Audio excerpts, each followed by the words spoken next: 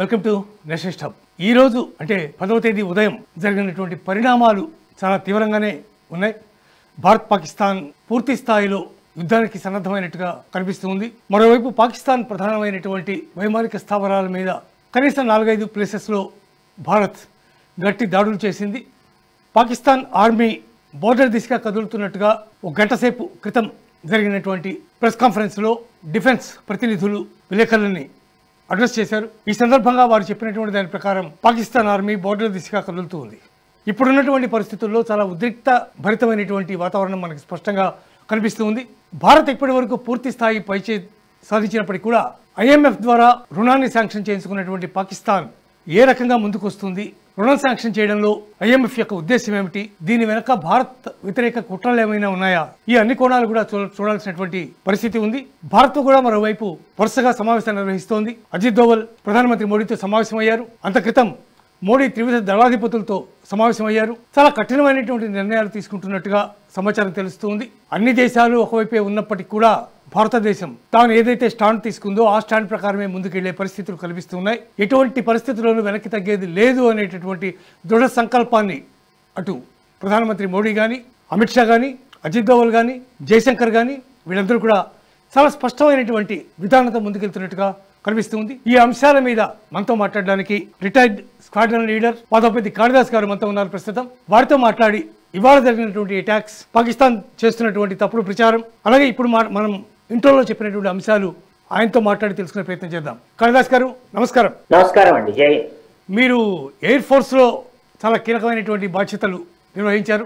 ఇవాళ జరిగినటువంటి దాడులు కనుక చూసినట్టయితే పాకిస్తాన్ ఇప్పటికి కూడా ఇంకా ప్రయత్నాలు చేస్తూనే ఉంది. ఒకవైపు డ్రోన్స్ని పంపిస్తుంది, తుర్కీకి సంబంధించినటువంటి డ్రోన్స్ కానీ ఇవన్నీ కూడా పంపిస్తూనే ఉంది కంటిన్యూస్గా. మరోవైపు కొన్ని స్థావరాలకి సంబంధించి అటాక్ చేసే ప్రయత్నం చేసింది. ఇవన్నీ చూస్తుంటే ఇప్పుడు యుద్ధం ఏ పరిస్థితిలో ఉందని మీరు భావిస్తున్నారు? పాకిస్తాన్ పరిస్థితి ముందు నుయ్యి వెనుక గుయ్యిగా ఉందండి. భారతదేశంతో యుద్ధం చేయకపోతే అక్కడ ప్రజలు తిరగబడి చంపేస్తారు, అక్కడ ఉగ్రవాదులే వీళ్ళని చంపేస్తారు. యుద్ధం చేస్తే భారతదేశంతో పెట్టుకుంటే వాళ్ళు అయిపోతారు. మనము ధర్మబద్ధంగా కేవలము ఉగ్రవాద స్థావరాల వరకే మన అటాక్స్ లిమిట్ చేశాం. అంటే ఎంతవరకు న్యాయంగా అంతర్జాతీయ నియమాలకు అనుగుణంగా మాత్రమే మనం దెబ్బ కొట్టాం. మరి వాళ్ళు దేని మీద రిటాలియేట్ చేయాలి? ఇక్కడ ఉగ్రవాదులు లేరుగా, అందుకని మిలిటరీ టార్గెట్స్ అన్నా కొట్టాలి, లేకపోతే మామూలు పౌరులన్నా చంపాలి. అది చాలా తీవ్రమైనటువంటి తప్పు అంతర్జాతీయ స్థాయిలో.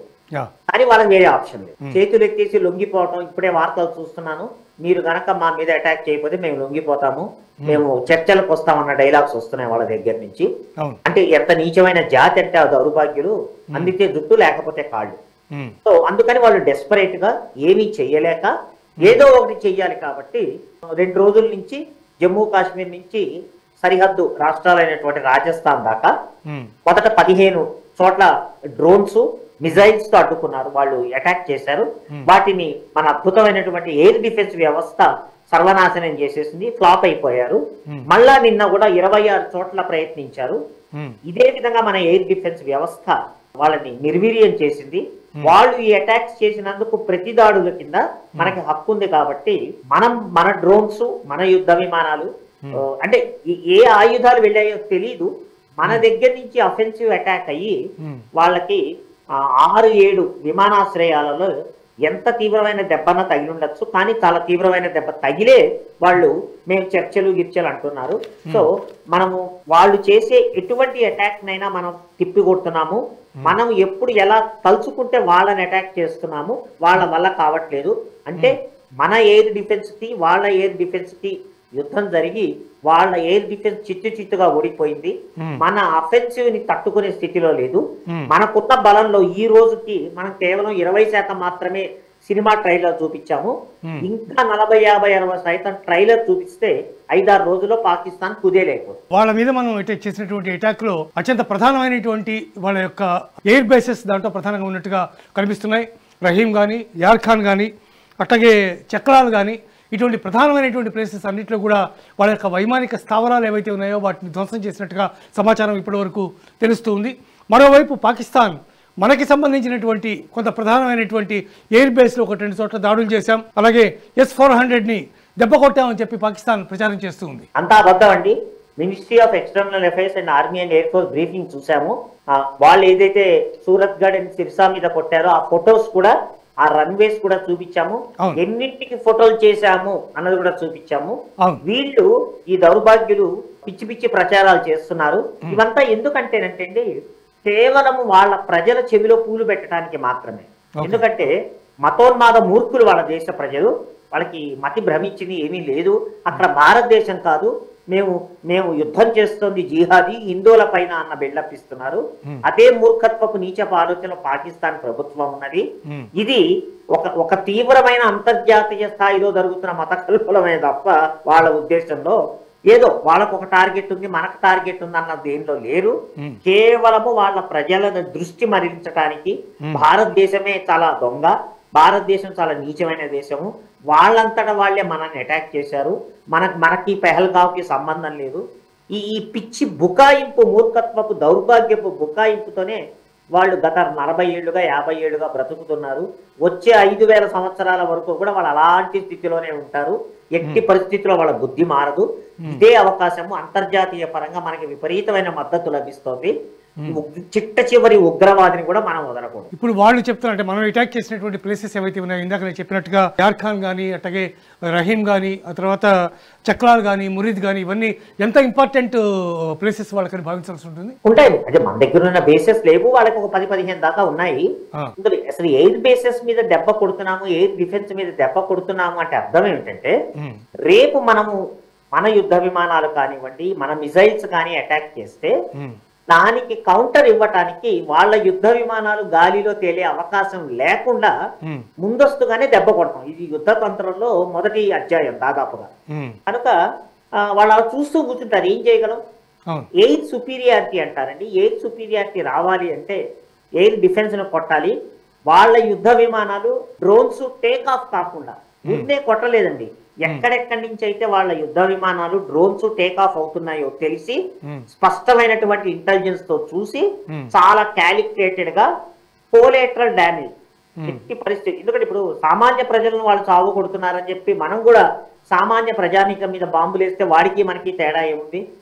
అందుకని చాలా తెలివితో, సామర్థ్యంతో మిలిటరీ టార్గెట్స్ ని, సివిలియన్ టార్గెట్స్ ని పక్కని జాగ్రత్తగా ఫిల్టర్ చేసి, వాళ్ళు మిలిటరీ టార్గెట్స్ కొట్టారు కాబట్టి మిలిటరీ టార్గెట్స్ కొడుతున్నాము. ఆ లెక్క వేసుకొని ఎక్కడెక్కడైతే వాళ్ళకి వైటల్ అంటే ఈ రోజుకి టాక్టికల్ టార్గెట్స్ అంటారండి. ఈ రోజు పాకిస్తాన్ ఎటువైపు నుంచి ఆపరేట్ చేస్తుందో మర్నాటికల్లా దాన్ని ధ్వంసం చేస్తున్నాం.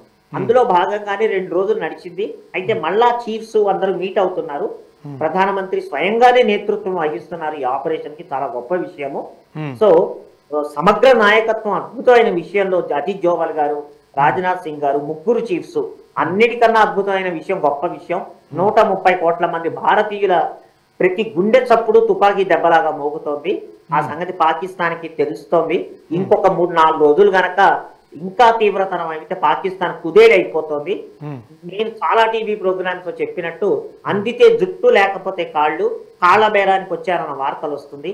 మేము మీతో మాట్లాడతాం. మరి ఏ మాయరోగం? పెహల్గావ్ జరిగి ఈ రోజుకి ఎన్ని రోజులు అయిందండి? దాదాపుగా 10 రోజులు అయింది కదా. ఆ రోజులు మనం కూర్చొని మాట్లాడదాం. ఏ యుద్ధం ఎందుకు స్టార్ట్ చేసావు నువ్వు? ఇన్ని డ్రోన్స్ ని ఎందుకు పంపావు? అమాయకమైన పౌరుల ఇళ్లమైన దాడులు చేస్తావా? ఈవెన్ వాళ్ళు హాస్పిటల్ మీద కూడా అటాక్ చేసినట్టుగా సమాచారం వచ్చింది. చేస్తారండి. నీచులు ఏ పనైనా చేస్తారు. ఇప్పుడు నీచులు, వెధవలు, దుర్మార్గులు, దౌర్భాగ్యులు మంచి పనులు చేస్తారా? ఓ పద్ధతి ప్రకారం ఉంటారా? వాళ్ళు చేసేవన్నీ నీచమైన పనులే. ఎందుకంటే వాళ్ళు అటువంటి పనులు చెయ్యకపోతే అది పాకిస్తానే అవ్వదు. పాకిస్తాన్ అన్నది నీచమైన జాతి బుద్ధే అటువంటిది, ప్రపంచవ్యాప్తంగా తెలుసు మనకి. సో వాళ్ళు అట్లాగే చేస్తూనే ఉంటారు. వాళ్ళ బుద్ధి మార్చుకోరు. వాళ్ళు నిస్సహాయ స్థితిలో వెళ్ళి అందితే జుట్టు లేకపోతే కాళ్ళు పట్టుకుంటారు. మంచిదే. మనం కూడా ఏమి సంవత్సరాల పాటు యుద్ధం చేసే అవసరం మనకు లేదు, అంత ఓపిక కూడా ఉండదు. వాళ్ళు ఎప్పుడైతే మోకాళ్ళ మీద కూర్చోబెట్టి మనను వాళ్ళని కాళ్ళబేరానికి తెస్తే ప్రతి చిట్ట చివరి ఉగ్రవాదిని కూడా మనకు అప్పగించాలి. వాళ్ళ దగ్గర ఉన్నటువంటి ఉగ్రవాద స్థావరాలన్నీ కూడా నాశనం చేయాలి. వాళ్ళ ఉగ్రవాద మూకల నాయకులందరినీ మనకు అప్పగించాలి. ఈ 3 కాంబినేషన్స్ వదలకుండా ఈ రోజున పాకిస్తాన్ని వదిలేస్తే తర్వాత మళ్ళీ పుంజుకొని ఇటువంటి సంఘటనలు మళ్ళా వాళ్ళు చేస్తూనే ఉంటారు.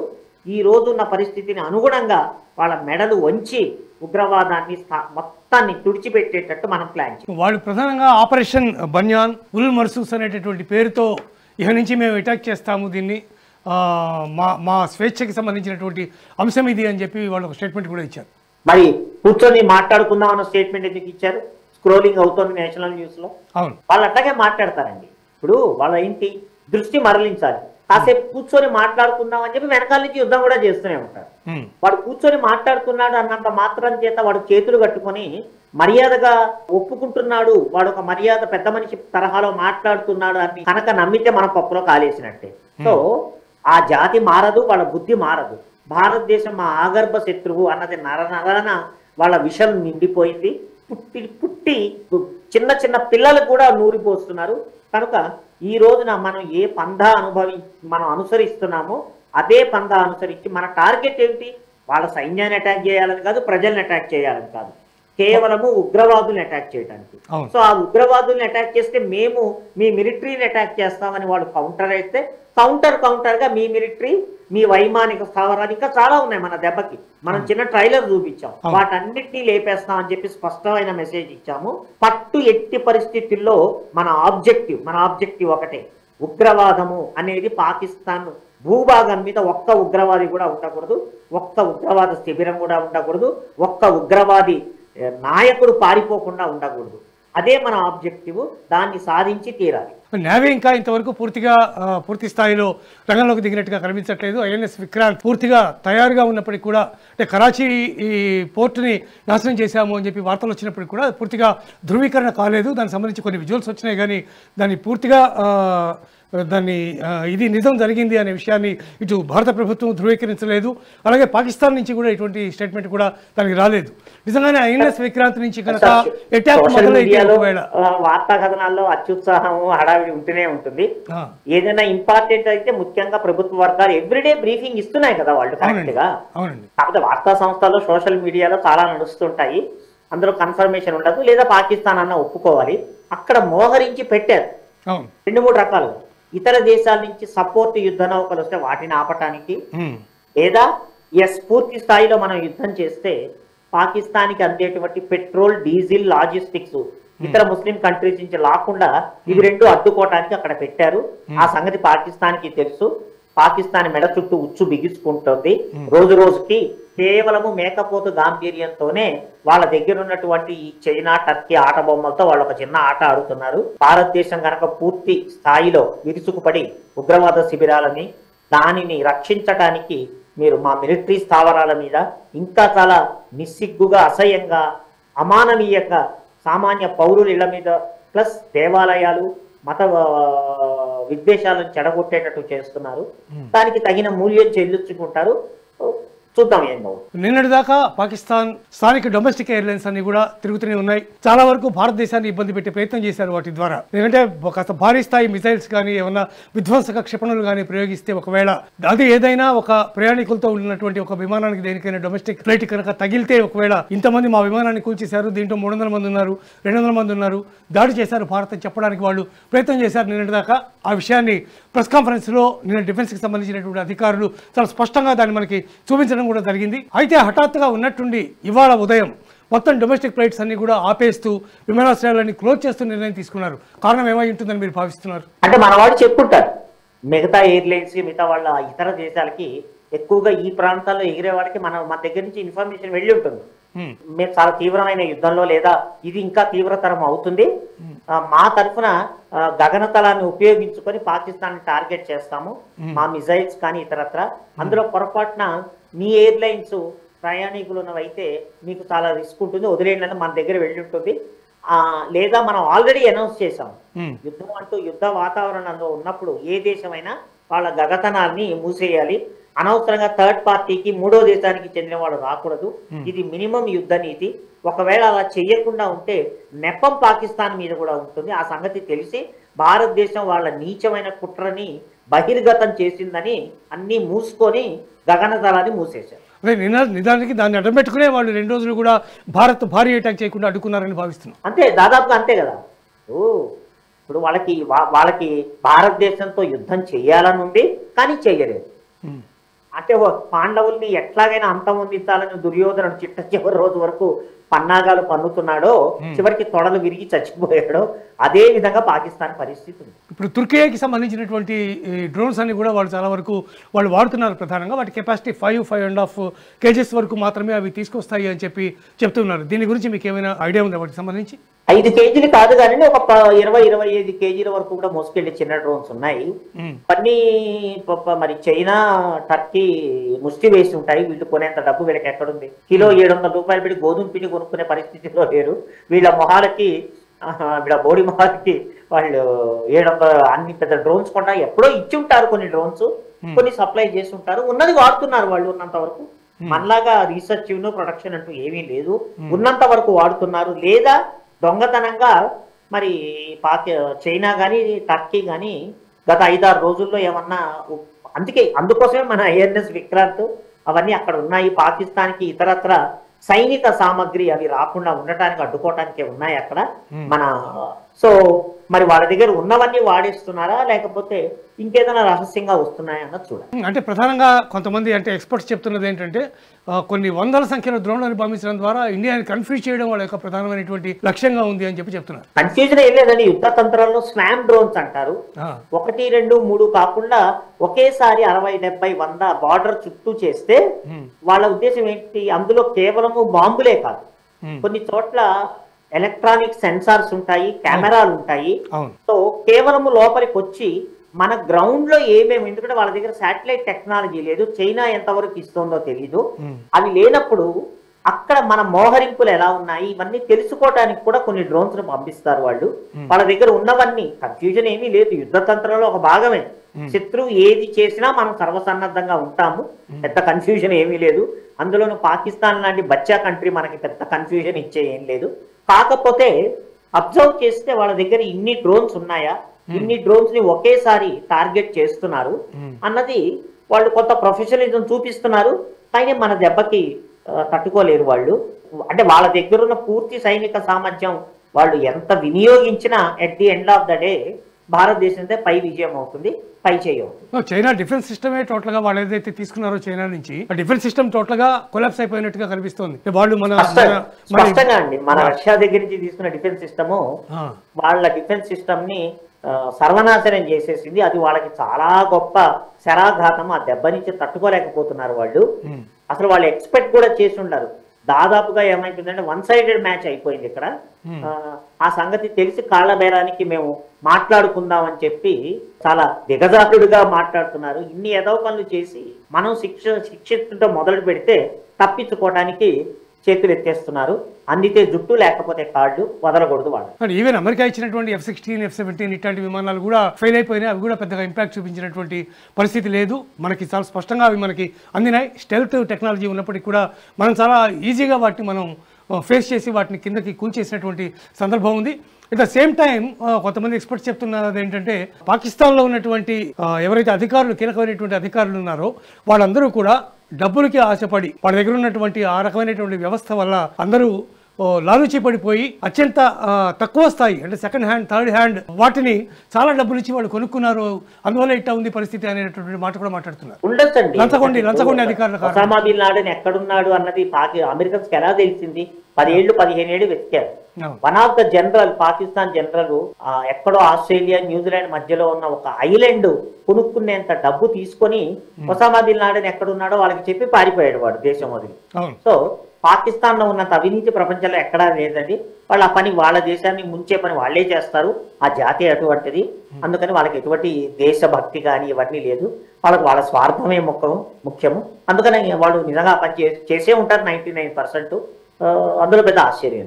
భారత బోర్డర్ దాకా పాకిస్తాన్ ఆర్మీ ఆల్రెడీ తన యొక్క కదలికలు మొదలుపెట్టింది. ఒకవేళ ఇదే జరిగితే వారు మరింత తీవ్రమయ్యే అవకాశం ఉంది అని చెప్పి ఇందాక జరిగినటువంటి ప్రెస్ కాన్ఫరెన్స్లో డిఫెన్స్ అధికారులు ఒక మాట మాట్లాడడం జరిగింది. ఒకవేళ పాక్ కనుక ఆ రకంగా ఆర్మీని మొత్తాన్ని కూడా ఇండియా బోర్డర్స్కి తరలిస్తే పరిస్థితి ఎట్లా ఉంటుందని మీరు భావిస్తున్నారు? పరిస్థితి కొంచెం చేయి దాటే పరిస్థితి వస్తుంది. కానీ మనమంతా మనం ఎటువంటి అఫెన్సివ్ చేయట్లేదండి. వాళ్ళు అఫెన్సివ్ చేసిన తర్వాత మూతిపడు రాలిపోయేటట్టు మనం అఫెన్సివ్ చేస్తున్నాము. వాళ్ళు మొబిలైజేషన్ చేసేస్తే మనం కూడా చేసేస్తాము. వాళ్ళకన్నా 4-5 రెట్లు ఎక్కువ ఆర్మీ మంది. అయితే ఇందాక నేను చెప్పినట్లు ప్రజల దృష్టిలో వాళ్ళు దేశం కోసం పోరాడుతున్నారన్న బిల్డప్ ఇవ్వాలి కాబట్టి వాళ్ళు డెస్పరేట్గా ఉన్న అసెట్స్ అన్ని మూవ్ చేసి యుద్ధం చేయడానికి వెళ్తారు. అదొకటి. రెండవది అంతర్జాతీయ పరంగా కూడా భారతే మమ్మల్ని అన్యాయంగా అటాక్ చేస్తుంది అన్న నెగిటివ్ ఇంపాక్ట్, నెగిటివ్ సందేశాన్ని ఇవ్వటానికి వాళ్ళు ఎన్ని రకాల పిచ్చి వేషాలు ఎత్తుగడలు వేయాలో అన్ని గడలు వేస్తున్నారు వాళ్ళు. చూద్దాం పర్యవసానాలు ఎలా ఉంటాయి. అంటే పాకిస్తాన్లో కూడా ఇంటర్నల్గా ఒక పక్క అటు బలూచ్ ఆర్మీ ఒకవైపు, మరోవైపు తెహ్రీక్ ఏ పాకిస్తాన్ తాలిబాన్ ఏదైతే ఉన్నారో వాళ్ళు కూడా చాలా తీవ్రంగా విజృంభిస్తూ ఉన్నారు. దాదాపు వాళ్ళు పదుల సంఖ్యలో పాకిస్తాన్ ఆర్మీ మీద అటాకులు చేసి వాళ్ళని చంపుతున్నటువంటి పరిస్థితి కనిపిస్తోంది. ఈ యుద్ధం తర్వాత పాకిస్తాన్ 3 ముక్కలయ్యే అవకాశం ఎంత మేరకు ఉందని మీరు భావిస్తున్నారు? బలూచిస్తాన్ అయితే పోతుందండి అనుకుంటున్నాను నేను. అందుకే అవసరమైతే మనం వాళ్ళతో కూడా కోఆర్డినేట్ చేసి మనం 3 దిక్కుల నుంచి పాకిస్తాన్ అటాక్ చేయాలి అన్న కాన్సెప్ట్ కనుక వచ్చింది అనుకోండి నెక్స్ట్ 4-5 రోజుల్లో, మీరు చెప్పినట్టు డెఫినెట్ గా పాకిస్తాన్ కుదేలు అయిపోతుంది. అది జరగాలని కోరుకుందాము. కేవలం మనం ఒక్కడమే కాదు, ఆల్రెడీ ఉత్తర దిశలో టెహ్రీకే వాళ్ళు, ఇక్కడ కింద దక్షిణ నైరుతి దిశలో ఉన్నటువంటి బలూచిస్తాను ముప్పేట దాడి కనుక చేస్తే పాకిస్తాన్ ముక్కలు అయిపోతుంది, కుదేలు. చివరిగా మీరు చెప్పండి, ఈ వార్ అంటే అఫీషియల్గా దీన్ని అధికారికంగా వార్గా ఇంతవరకు 2 దేశాలు అనౌన్స్ చేయలేదు, కానీ ఈ యుద్ధం ఎప్పటిదాకా కొనసాగే అవకాశం ఉంది? భారత్ ప్రస్తుతం అనుసరిస్తున్నటువంటి వైఖరి అంటే చాలామంది ఏం చెప్తున్నారంటే అటాక్ చేసేయండి పాకిస్తాన్ని, టోటల్గా అసలు ఎందుకు ఈ రకమైనటువంటి దోబుతులాట్లు, ఈ డ్రోన్ల ఫైట్లు ఇవన్నీ ఎందుకు, అటాక్ చేసేయండి అని చెప్పి చెబుతున్నటువంటి సందర్భం కనిపిస్తోంది. మీరు ఎప్పటిదాకా ఈ యుద్ధం కొనసాగుతుందని భావిస్తున్నారు? సామాన్య ప్రజలు వాళ్ళు ఏదో ఎక్కువగా సినిమాలు అవి చూసి ప్రభావితం ప్రేరితం అవుతారు, అట్లా ఉండదండి. గ్రౌండ్ రియాలిటీలో ఒక స్టెప్ వేస్తే మొత్తం దేశానికి ప్రాతినిధ్యం వహిస్తూ చేస్తున్నటువంటివి అట్లా ఆషామాషిగా ఉండదు. శత్రువు యొక్క కదలికలు ఏమిటి, శత్రువు యొక్క ఆలోచనలు ఏమిటి, ప్లస్ అసలు వారికి ఒక ఆబ్జెక్టివ్ ఉండాలి. అంతేగాని అసలు వరల్డ్ మ్యాప్లో పాకిస్తాన్ లేకుండానే చేసేయాలి, అక్కడ దాకా పోతే అక్కడ దాకా పోతుంది, అది వేరే విషయం. కానీ వారి ఆబ్జెక్టివ్ ఈరోజు ఏమిటి, అంతర్జాతీయ మద్దతు ఏమిటి, మనకి ఉగ్రవాదం, మనం చాలా బాధపడ్డాము, ఇంత అన్యాయంగా జరిగింది మన మీద అటాక్స్, ఆ ఉగ్రవాదులు ఏరిపారేయాలి. సో అది టార్గెట్. అంతవరకే తప్ప ఏదో పాకిస్తాన్ ప్రజల మీద పాకిస్తాన్ దేశం సర్వనాశనం అయిపోవాలనుండదు. కానీ వాళ్ళ దేశం ఆ స్థితికి తీసుకువెళితే తప్ప, అంటే ఒక తీవ్రమైన యుద్ధం చేస్తే తప్ప, పరిపూర్ణమైన యుద్ధం చేస్తే తప్ప తీవ్రవాదులు నాశనం కారు అన్న పరిస్థితి తేలిందంటే దానికి తగ్గట్టు చేస్తారు. ఎక్కడికక్కడ పరిస్థితిని ఏ రోజుకు ఆ రోజు గంటకి అందరూ మన మిలిటరీ ప్లస్ దేశ నాయకత్వం పరిశీలిస్తోంది.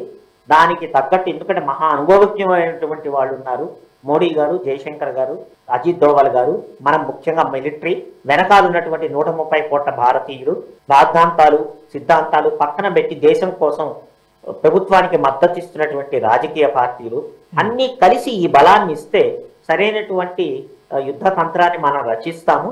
దానికి తగ్గట్టే జరుగుతాయి, అందులో ఎటువంటి డౌటు లేదు. మనం ఎటువంటి హడావిడి పడక్కర్లేదు. తగిన టైంలో తగిన రీతిగా మనం జవాబిస్తాము. ప్రజలు చూస్తున్నారు, టైం పడుతుంది. ఇప్పుడు ఇవాళ మరి అంత తీవ్ర స్థాయిలో మొదలైంది, రేపు ఎల్లుండే అంటే అవదు. ఎంత లేదన్నా ఇంకొక వారం వరకు అయితే ఈ యుద్ధ వాతావరణం కనీసం నెలకొని ఉంటుంది. ఓ రిటైర్డ్ ఆర్మీ జనరల్ స్థాయి అధికారి ఒక ప్రముఖ ఛానల్లో మాట్లాడుతూ ఇందాక ఏ దిల్ మాంగే మోర్ అని చెప్పి వ్యాఖ్యానించారు. అంటే మనం ఈ అవకాశం వదలకూడదు, వాళ్ళ సంగతి చూడాలని చెప్పారు. సింపుల్ అది. Thank you so much Kalidas గారు డిబేట్లో పాల్గొన్నందుకు. నమస్కారం. జై హింద్.